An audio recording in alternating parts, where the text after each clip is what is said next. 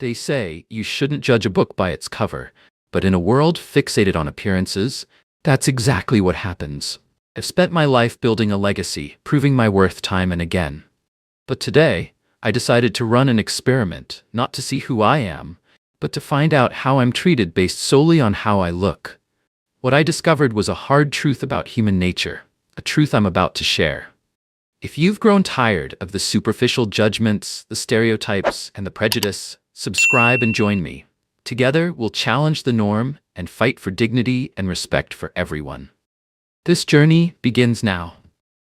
The terminal buzzed with restless energy, a symphony of hurried footsteps and overhead announcements in various languages. A voice in French reminded travelers of flight changes, followed by a soft announcement in Thai about unattended luggage. The scent of jet fuel mixed with the aroma of freshly brewed coffee drifting from a nearby cafe, creating a peculiar but oddly comforting bouquet. A faint note of cinnamon wafted through the air, perhaps from a traveler enjoying a pastry. Sunlight streamed through the towering glass walls, casting a golden glow on the glossy floors, which mirrored the hurried movements of passengers like a living mirage. The departure board flickered with destinations: Oslo, Jakarta, Cape Town, each name a gateway to another world. Amid this chaotic yet familiar scene, Daniel Cole stood out, not for his extravagance, but for his understated presence. A distinguished black man in his late 50s, Daniel wore clothes chosen for comfort rather than style. His faded navy jacket, soft and worn from years of use, rested over a simple oatmeal-colored sweater.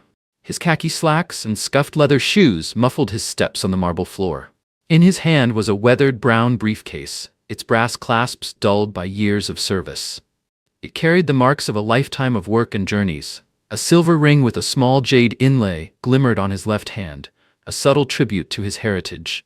His face, etched with lines of wisdom and experience, bore a calm expression, while his thin-rimmed glasses framed eyes that reflected quiet strength.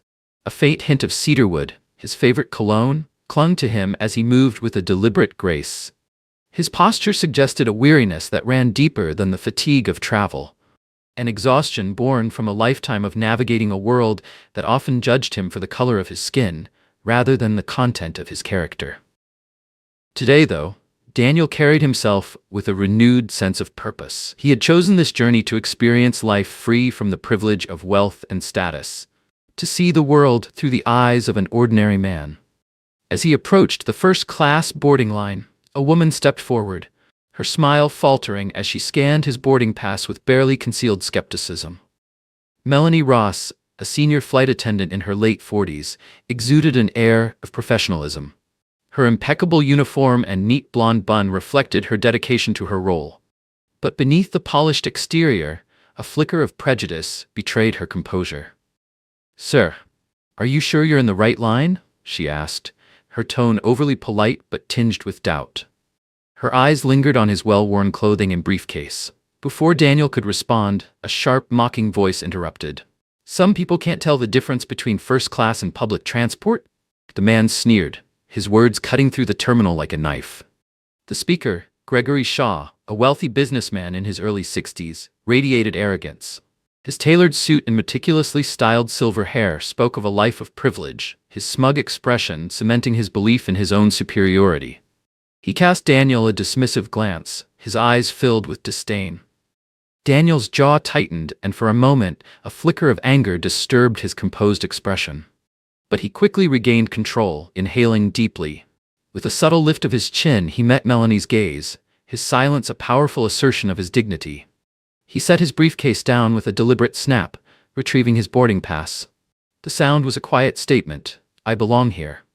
Handing the pass to Melanie, Daniel moved with slow precision, his every action underscoring his quiet resilience. As she examined the pass, a memory flashed in Daniel's mind, a childhood moment when his family was refused entry to a restaurant. The sting of shame and his father's quiet fury remained vivid, even after decades.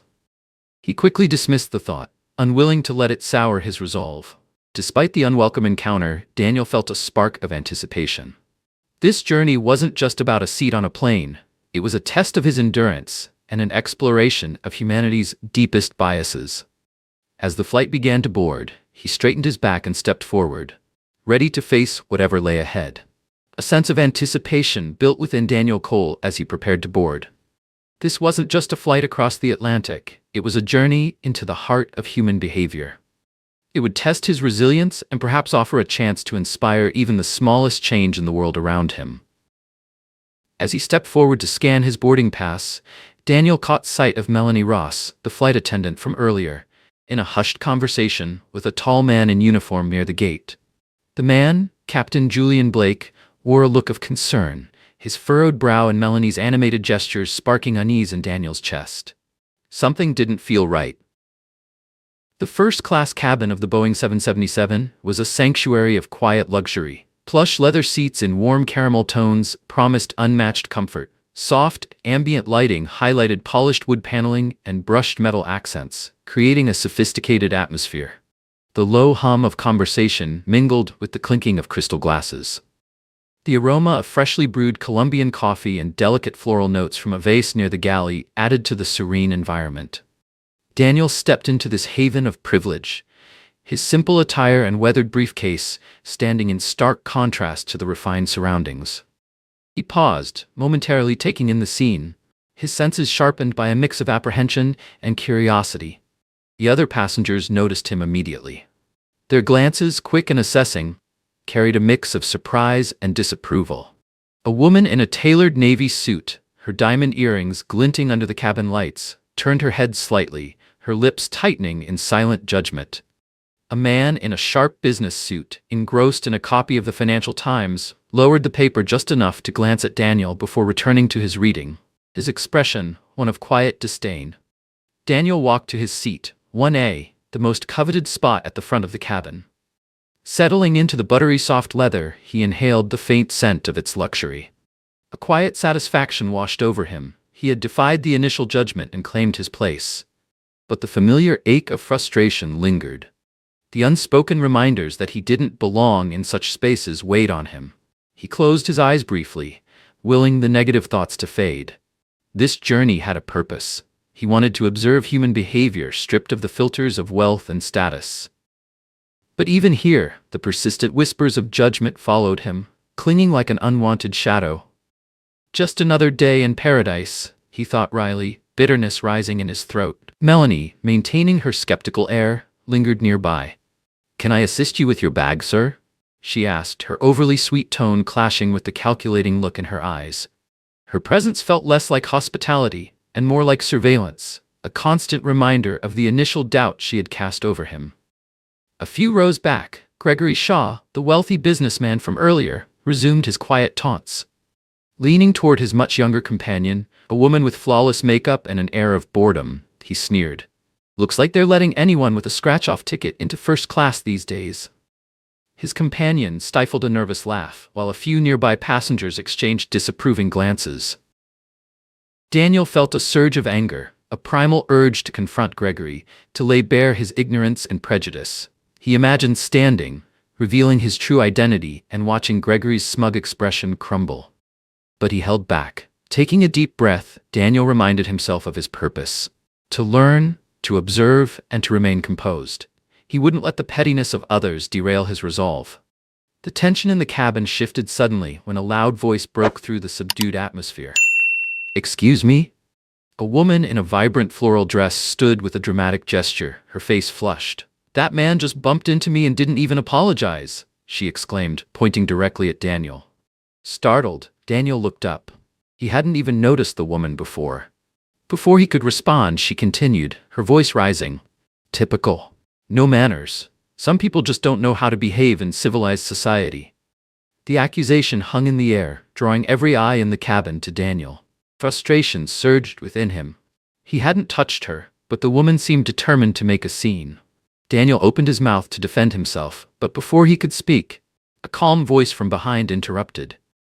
"I believe you're mistaken, ma'am," said a young flight attendant, her tone steady and clear.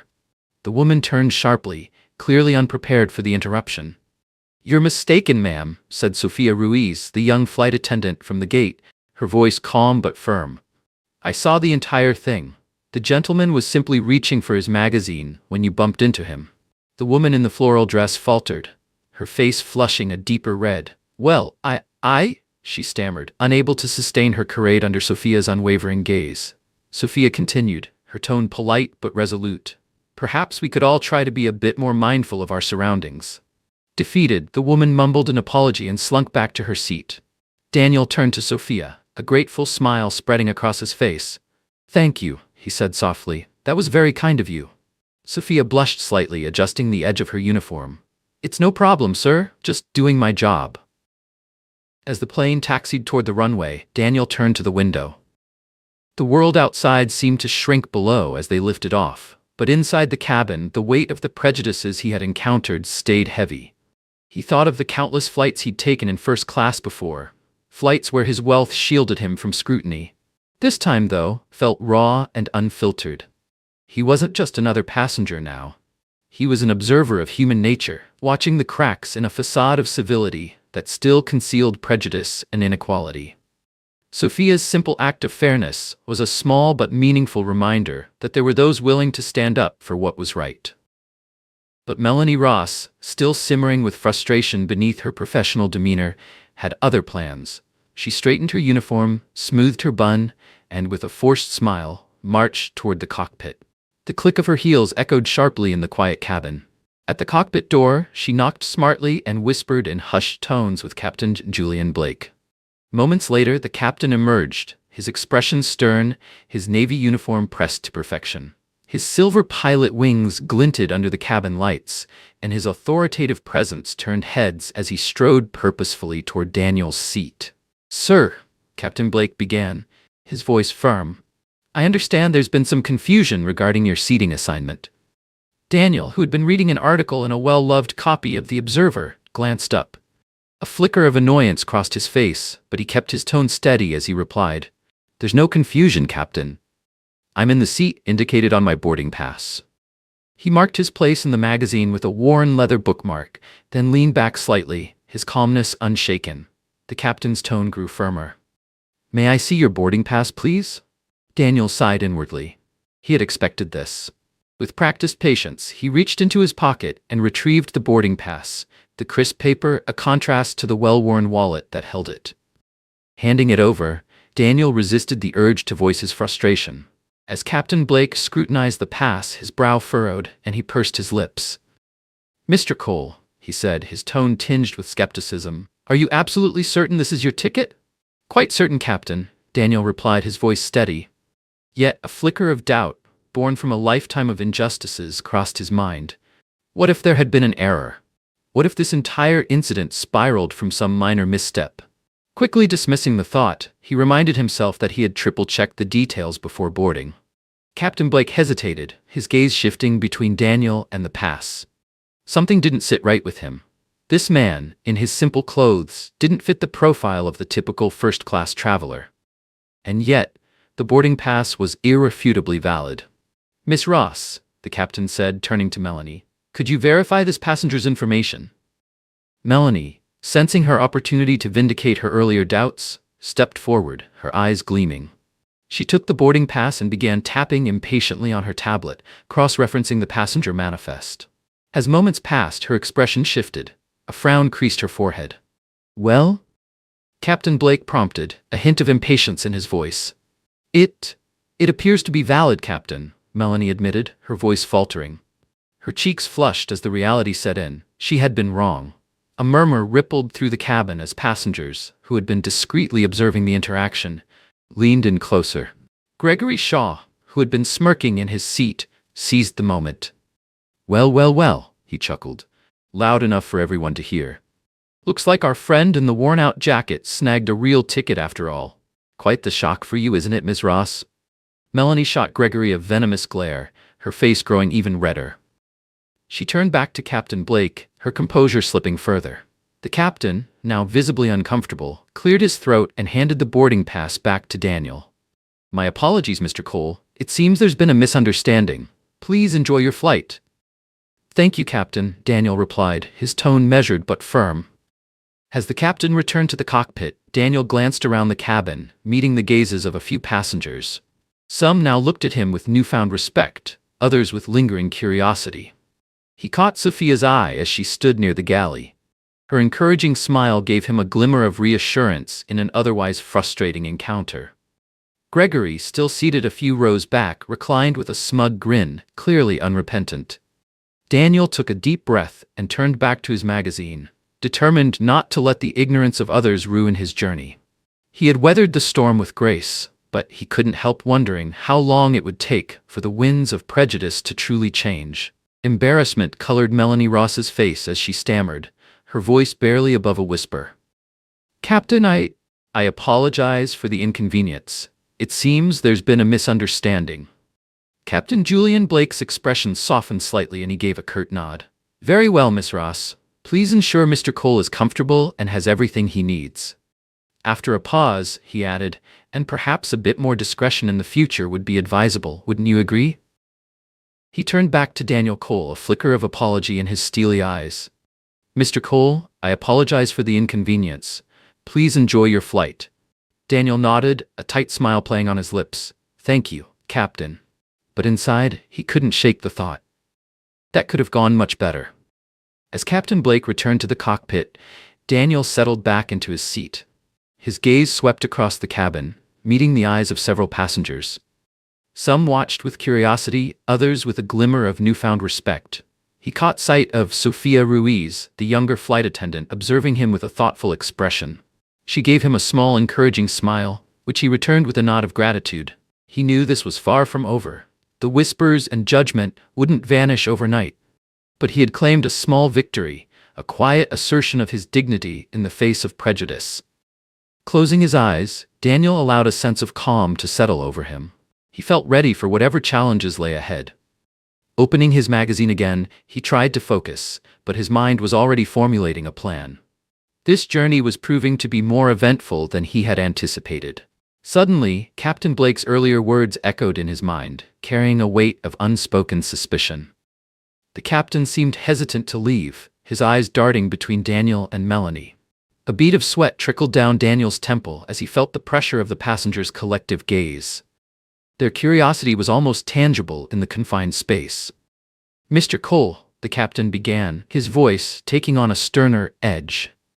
"To avoid any further misunderstanding, I'm going to have to ask you to step out of your seat while we complete the verification process." A wave of indignation rose within Daniel.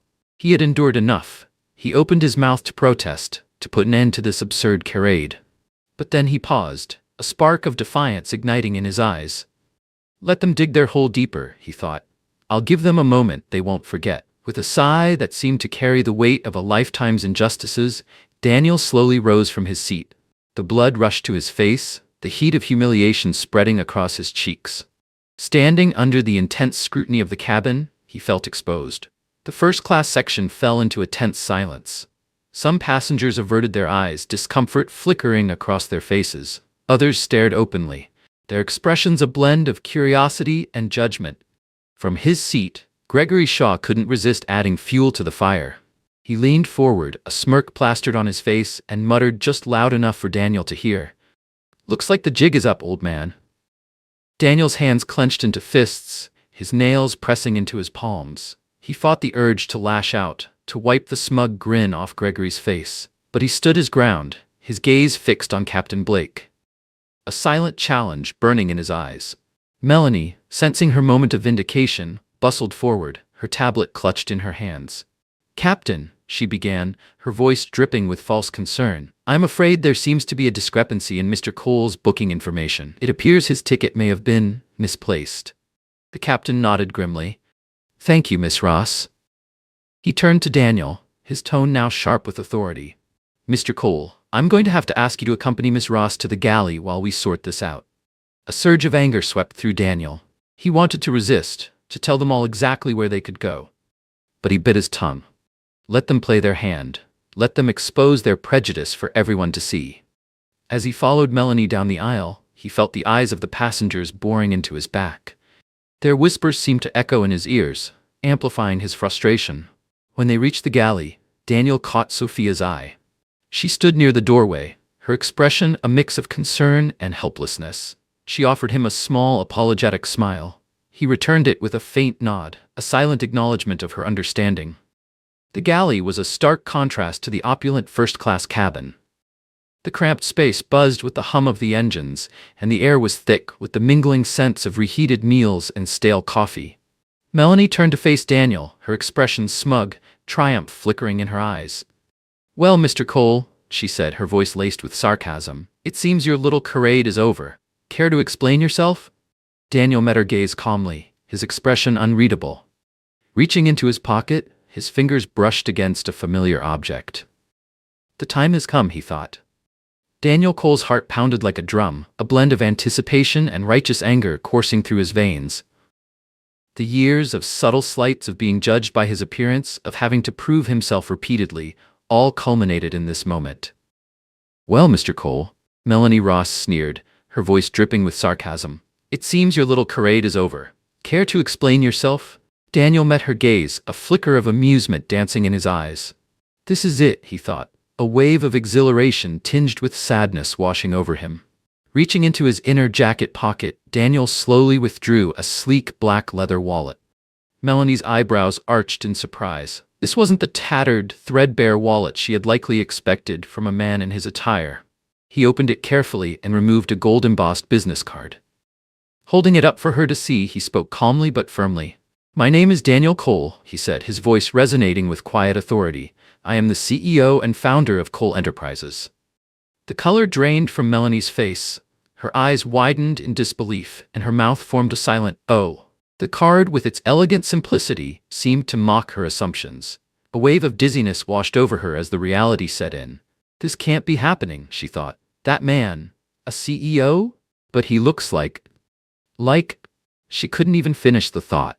Daniel's voice rose slightly as he continued, his words filled with resolve. "I chose to travel incognito to experience life without the privileges my position affords. But it seems some people need a reminder that dignity and worth are not determined by appearances." Stepping past the stunned flight attendant, Daniel strode back into the cabin, his head held high. The atmosphere had shifted palpably, and the passengers sensed it. Their gazes followed him, a mixture of curiosity and apprehension in their expressions. He stopped in the aisle, his presence commanding attention. Sweeping his gaze across the cabin, he spoke, his voice carrying the weight of the moment. "My apologies for the interruption," he announced. "I am Daniel Cole, and this," he held up the business card, "is my true identity." A collective gasp rippled through the cabin. A woman in the second row, startled, fumbled her champagne flute, snapping the stem with a sharp crack. A man in a business suit choked on his drink, coughing loudly. Gregory Shaw's jaw dropped, his face ashen, his arrogance replaced with shock. Even the woman who had falsely accused Daniel earlier shrank back into her seat, her eyes wide with fear. Daniel continued, his tone steady but powerful. "I understand that appearances can be deceiving, but let me remind everyone here that prejudice and discrimination have no place in our society. We must treat each other with respect and dignity, regardless of social status or outward appearance." He paused, a flicker of sadness crossing his face. "Why do I even have to say this?" he wondered. "Why is this lesson still so hard to learn?" Then, with a faint smile, he added, "And for those who are curious, yes, this is a valid first-class ticket." Returning to his seat, Daniel felt a mix of triumph and exhaustion. He had exposed the prejudice and ignorance that had plagued him for so long, and he had done it with grace and dignity. But at what cost? He glanced toward Sophia Ruiz, who stood near the galley door. Her eyes shone with admiration, and she gave him a small, supportive smile. He winked at her, a silent acknowledgement of their shared understanding. The cabin remained silent for a long moment as the passengers processed what had just unfolded. Then, slowly, a smattering of applause began. It started hesitantly but grew louder, with a few passengers rising to their feet. Some nodded in approval, their expressions shifting from judgment to respect. Daniel had turned the tables, transforming what could have been a humiliating moment into a powerful statement about human dignity and the absurdity of prejudice. Just as the applause began to subside, a voice boomed over the cabin intercom. "Mr. Cole?" It was Captain Blake, his voice steady but subdued. "May I have a word with you, please?" The captain's words cut through the cabin like a knife, and a hush fell once more. Passengers watched as Captain Blake made his way toward Daniel, his face a mixture of apprehension and newfound respect. "Mr. Cole," the captain began, his tone apologetic, I deeply regret the misunderstanding and the inconvenience this has caused you. May I speak with you in private? Still riding the adrenaline of the moment, Daniel nodded graciously. Of course, Captain. As he rose from his seat, Daniel couldn't help but notice the flicker of curiosity, and perhaps a hint of fear in the captain's eyes. Following Captain Blake toward the front of the cabin, Daniel's footsteps were muted by the plush carpet. As they passed Gregory Shaw, Daniel allowed himself a small, satisfied smirk. Gregory, his face still pale, avoided meeting Daniel's gaze, his fingers drumming nervously on the armrest. The captain led Daniel into a small private compartment near the cockpit.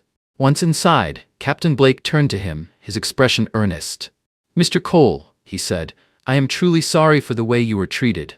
I should have trusted your word and not let my own biases cloud my judgment. I assure you this incident will be addressed thoroughly." Daniel regarded the captain for a moment, then nodded. "Thank you, Captain. I appreciate your sincerity." Blake continued, "Please allow me to offer you our most luxurious suite for the remainder of the flight as an apology." Daniel smiled faintly. "That's kind of you, Captain, but I'll stay in my seat. I've earned it." As Daniel returned to his seat, a calm determination settled over him. This wasn't the end. It was only the beginning of his journey to challenge prejudice, one encounter at a time. "This matter will be thoroughly investigated and appropriate action will be taken," Captain Julian Blake said, pausing to wipe a bead of sweat from his temple despite the cool air conditioning. "This incident has, well, it's opened my eyes to some things I need to address, both within myself and with my crew." Daniel Cole nodded, appreciating the captain's sincerity. "Thank you, Captain. I truly appreciate that." He studied the captain's face and saw genuine remorse in his eyes. Perhaps this unfortunate encounter could lead to meaningful change, not just for him, but for the entire airline.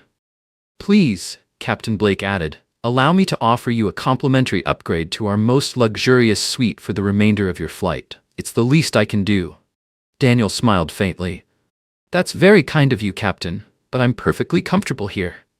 The seat he had fought so hard to keep had become a symbol of his quiet triumph against prejudice. The captain nodded, understanding Daniel's choice. "As you wish, Mr. Cole. Please let me know if there's anything else I can do to make your flight more enjoyable." As Daniel returned to his seat, a mix of satisfaction and weariness settled over him. He had made his point, but the emotional toll was undeniable. Closing his eyes, he tried to process the whirlwind of emotions. Was it worth it? He wondered. Would this moment make a difference? Or would everything go back to the way it was tomorrow? Opening his eyes, he saw Sophia Ruiz standing beside him, holding a tray with a glass of champagne and a plate of gourmet snacks. "Mr. Cole," she said softly, her tone sincere, "I wanted to apologize for not speaking up sooner. I knew something wasn't right, but I was afraid." Daniel smiled warmly. "There's no need to apologize, Sophia. You did the right thing when it mattered, and you were brave to stand up to that woman." Sophia blushed slightly, her posture relaxing. "Thank you, Mr. Cole. That means a lot." "Please," he said, "call me Daniel." She smiled, her confidence growing. "Okay, Daniel." As Daniel sipped his champagne and enjoyed the unexpected treat, he couldn't help but feel a glimmer of hope. Perhaps this incident, unpleasant as it was, could spark some change. Maybe it would make people think twice before judging others by their appearance. Looking around the cabin, he noticed the subtle shift in the atmosphere. Passengers who had previously dismissed him now watched with a newfound respect.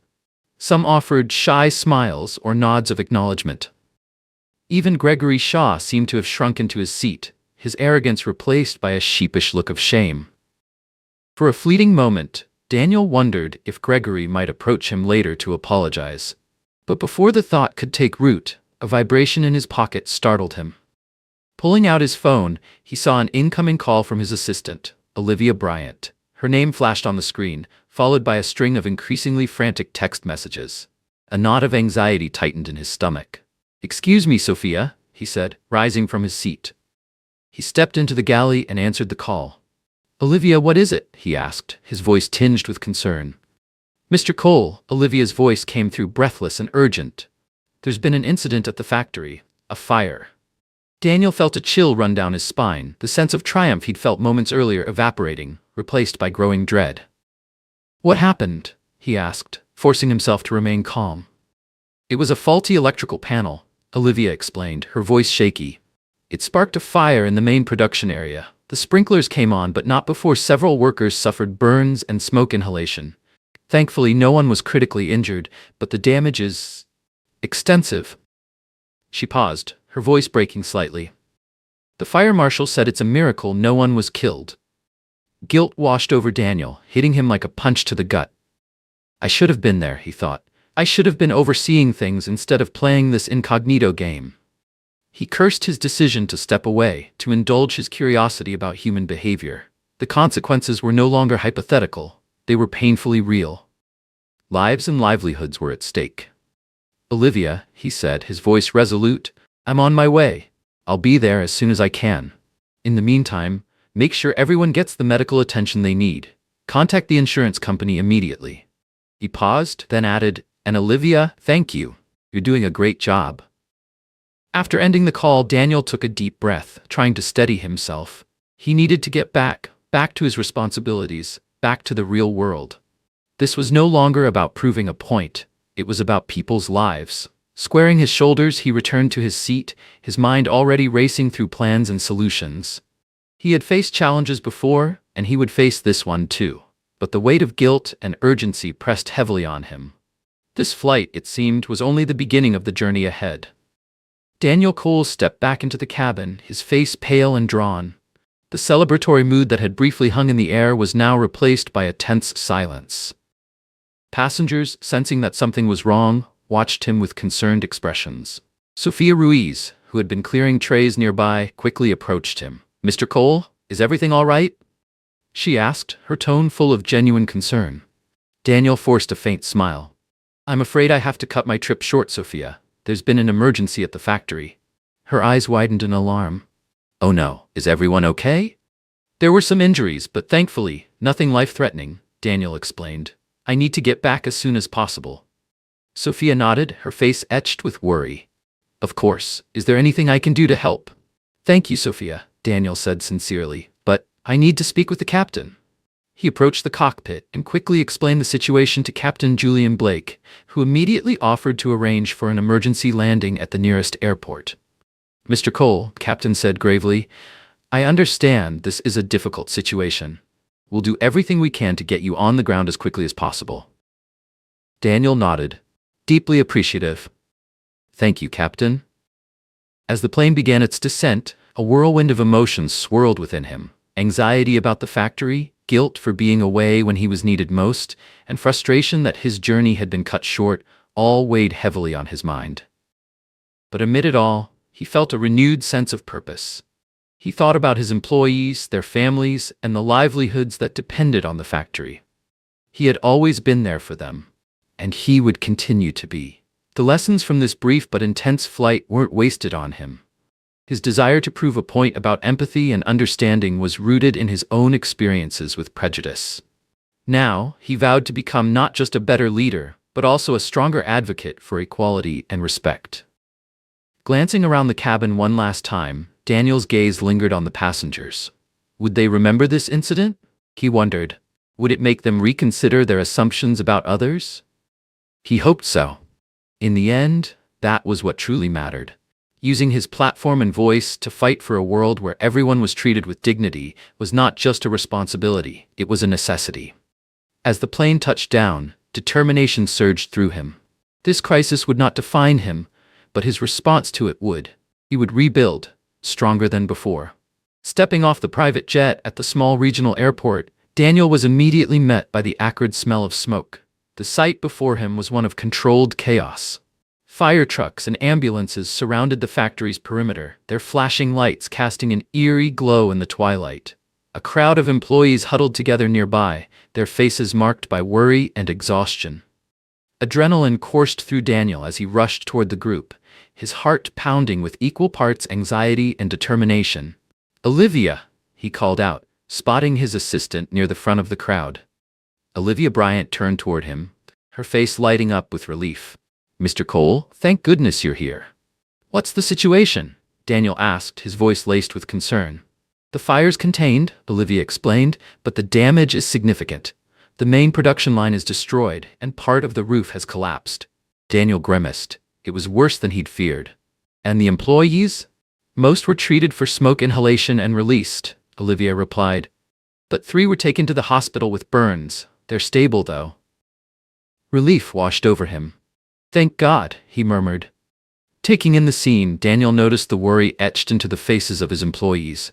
He knew he had to project strength and reassurance, even as his own emotions churned. Taking a megaphone handed to him, he addressed the crowd.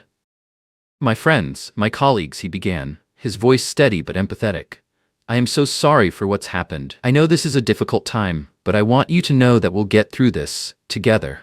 We will rebuild, stronger than before, and let me assure you, no one will lose their job because of this.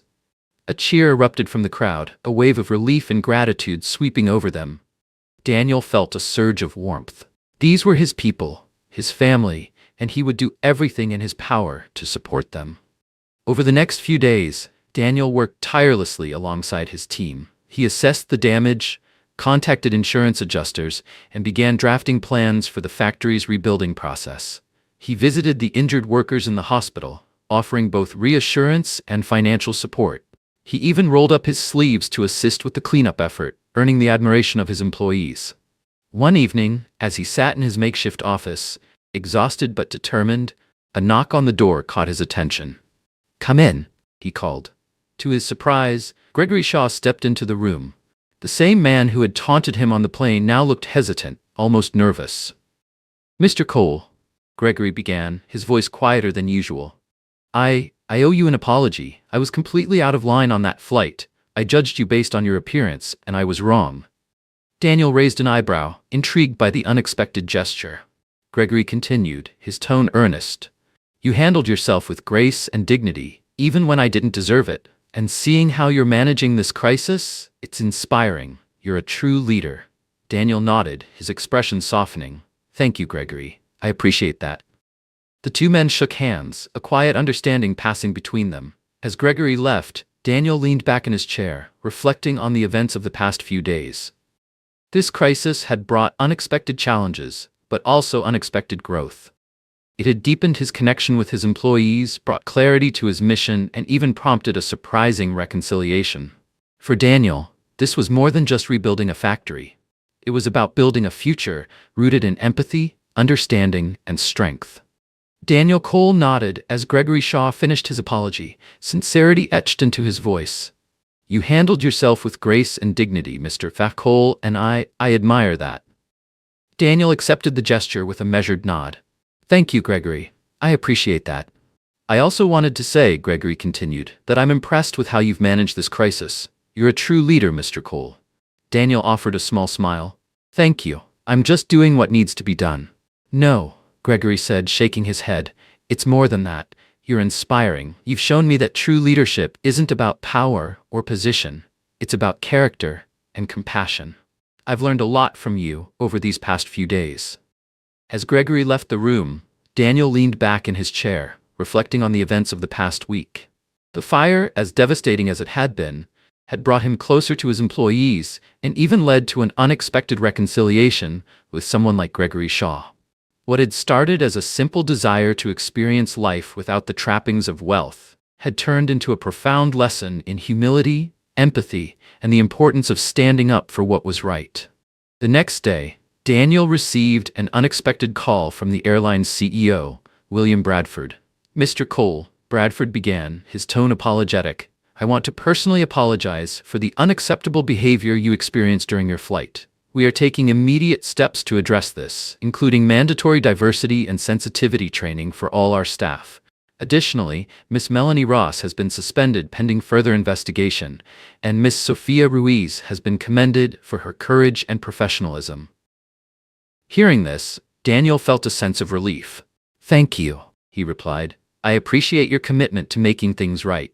After the call, Daniel reached out to Sophia to congratulate her. Sophia, he said warmly, I heard about your commendation. You deserve it. You showed great courage and integrity.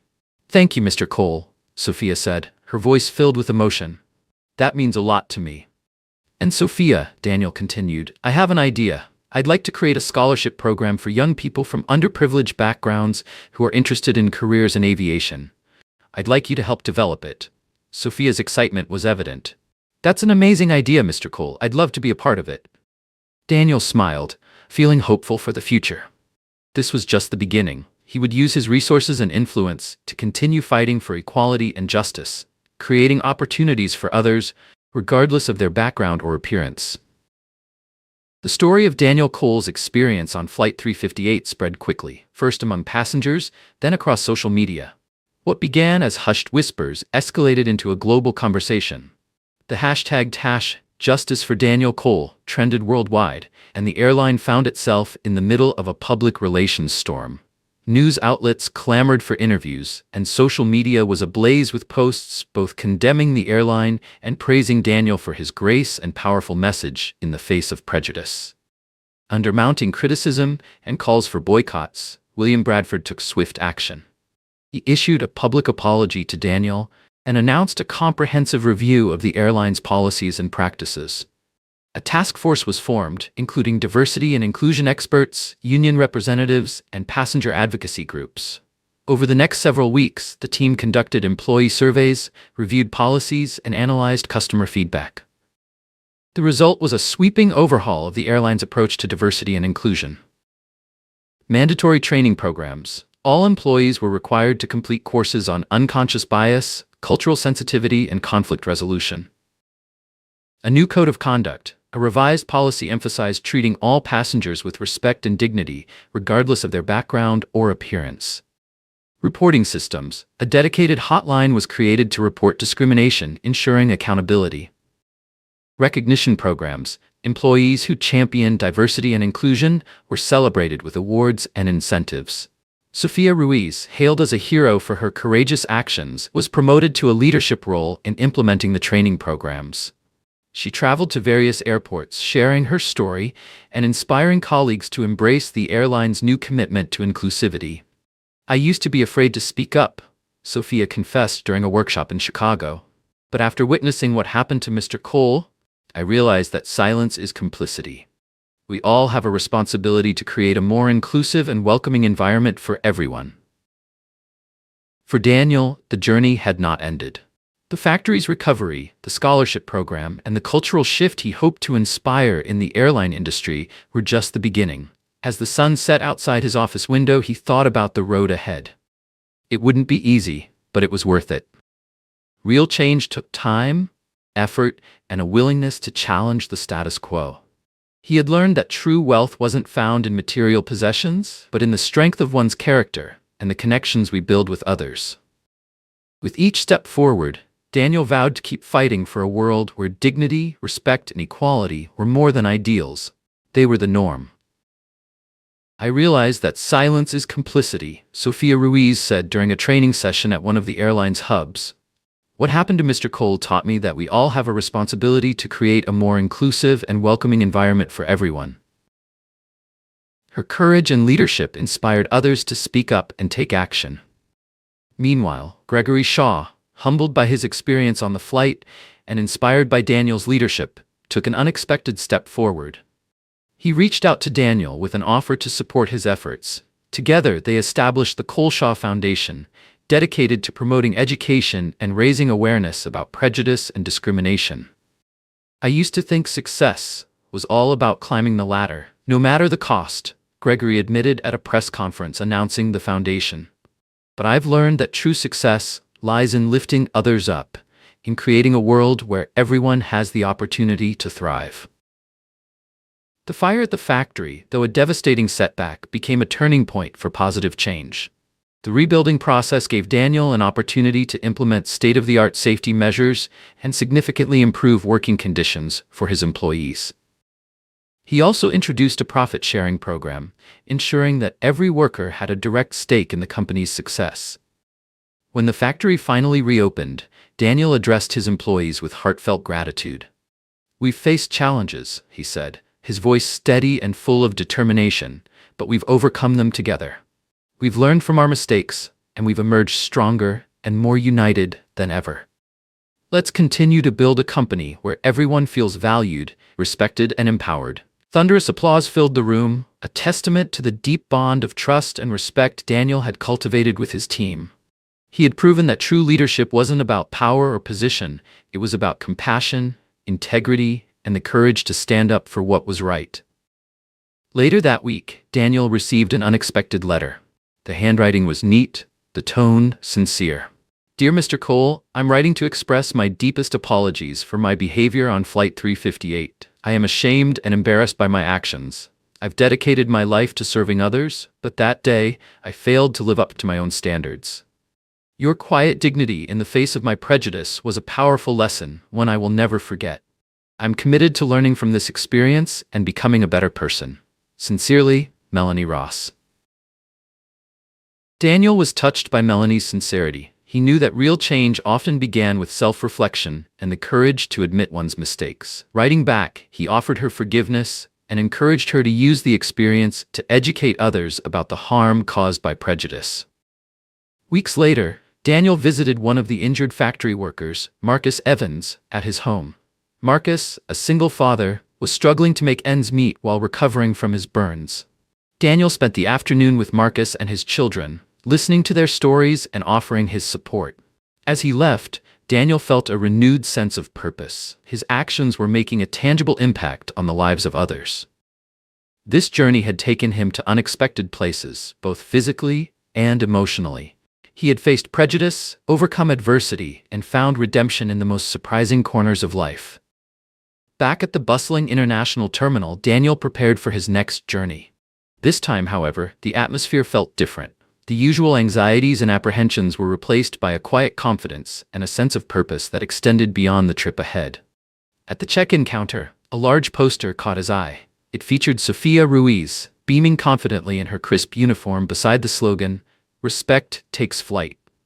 The caption beneath read, "Airline pioneers new diversity initiatives following discrimination incident." Daniel smiled and continued toward the gate. His footsteps felt lighter, his path clearer. He noticed a few curious glances and even some hesitant smiles. But there were no whispers, no judgmental stares. Today, he was just another traveler. Boarding the plane, the flight attendants greeted him warmly, their smiles genuine and welcoming. Settling into his seat, Daniel gazed out the window, watching the ground crew prepare the plane for takeoff. He thought about the ripple effect of his actions, the changes they had sparked. That single, fateful flight had not only transformed airline policy, but had also ignited a broader conversation about prejudice and how deeply it was ingrained in everyday life. As the plane taxied down the runway and gathered speed, Daniel felt a surge of exhilaration. The ground fell away beneath him, the cityscape shrinking into the distance. The setting sun painted the sky in breathtaking hues of orange, pink, and purple. Watching the world from above, Daniel realized that the journey was far from over. But he was ready for it, stronger and wiser than before. He had found purpose in the connections he forged, the dignity he defended, and the change he inspired. The plane ascended into the clouds, carrying Daniel toward his next destination and a brighter future, a future where respect and equality soared high. As the plane ascended through the clouds, Daniel Cole watched in awe as they broke free from the gray expanse, emerging into a breathtaking panorama of golden light. The clouds parted like curtains, revealing a sky ablaze with vibrant hues. Warm sunlight bathed his face, filling him with a profound sense of hope and renewal. The sight was a powerful metaphor for his journey. He had faced the darkness of prejudice and emerged into the light of understanding and acceptance. He had confronted his vulnerabilities, uncovering a strength he hadn't realized he possessed. Daniel reflected on the people who had touched his life along the way.